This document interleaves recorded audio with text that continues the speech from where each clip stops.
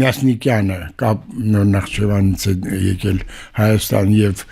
ղեկավարել մեր կառավարությունը, վարչապետ ա եղել, որոշում ա կայացրել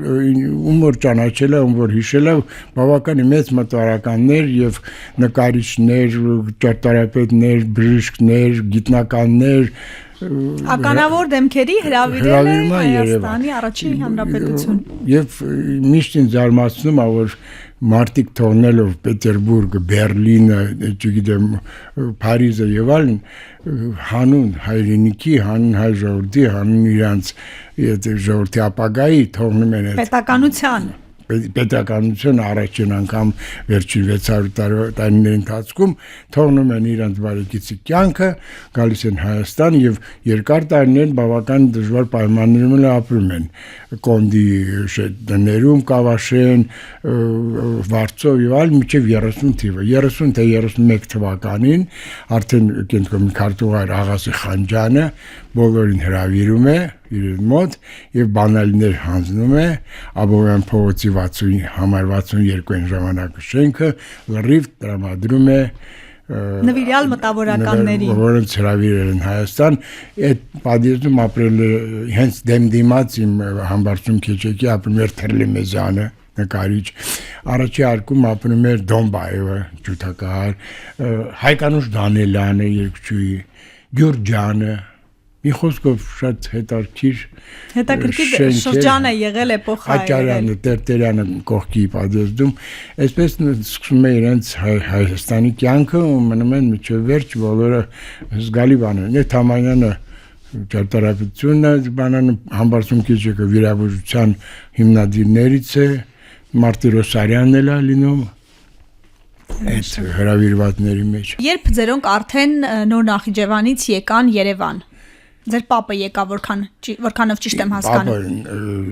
ժամանակին երբ որ դառնում է հայտնի վիրաբույժ, սկսում աշխատել եւ Վրաստանում եւ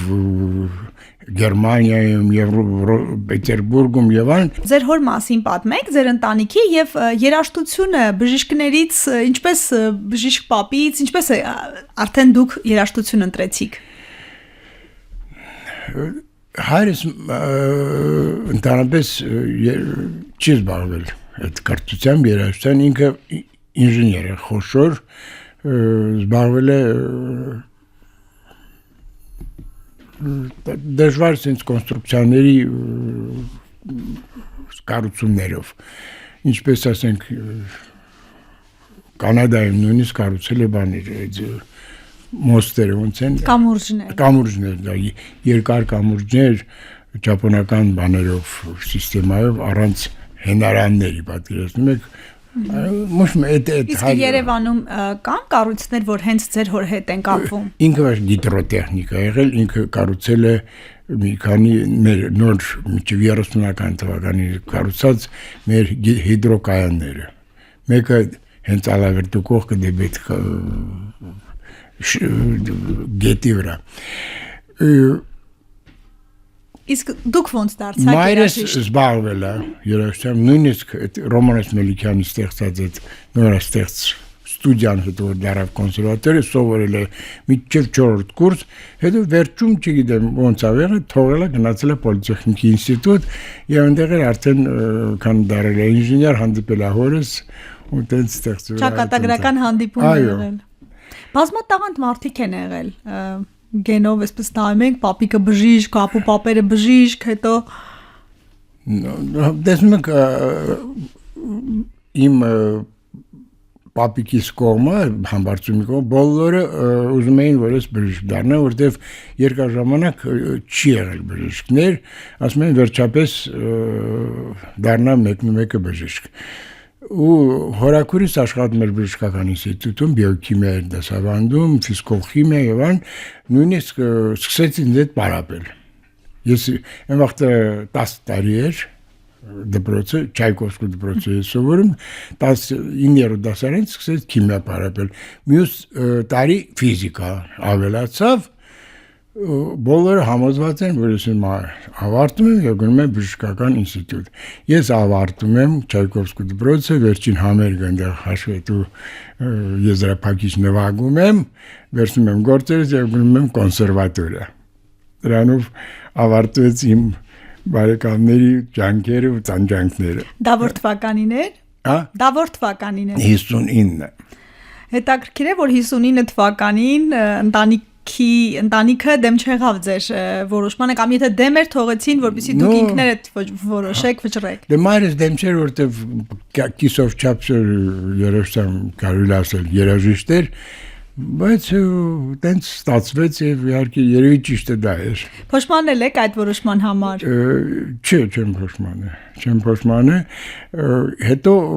տարիներ անց թորնիկա ծնվում ինձ մոտ Էստոնիայում անունը Համբարձում։ Պատկերացնում եք։ Երաշք է։ Ուրեմն Համբարձում մի քանի տարի առաջ ավարտում դպրոցը հույս ենք դնում, որ որոշապես նոր Համբարձում քեչեք կծնվի, բժիշկ դառնա։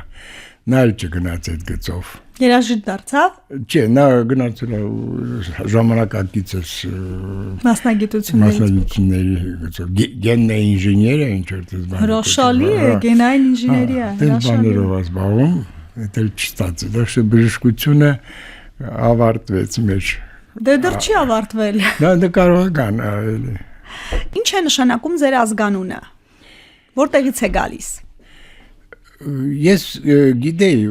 մանկությունից, որ Յանը հանված էր ազգանունից, բայց ինչ պատճառով չգիտեի։ Դրան այդ հանգամանքը ինձ հետաքրքրում էր եւ 1989 թվականին, երբ որ նոր Նախճիվանում Հայաստանի մշակույթի օրերն էին, ես այդ կազմում էի պատվիրակության եւ այնտեղ առիթ եղավ ինձ իմ մասին իմացել էր մեկը մի մարդ Յուրի անունով եկավ հանդիպման։ Պարզվեց, որ դա Յուրի Քեչեկյանց է։ Եվ ճիշտ է, երաժիշտ չէր, բան չէր, ինքը ինժեներ էր, տեխնոլոգ էր, բայց պատմեց, իր պատմելով եմ ասում, թե ոնց է պատահել, որ ինքը Քեչեկյանց է, ես Քեչեկ։ Ժամանակին, երբ որ հայերը տեղափոխվել են Ղրիմ, հետո Ղրիմից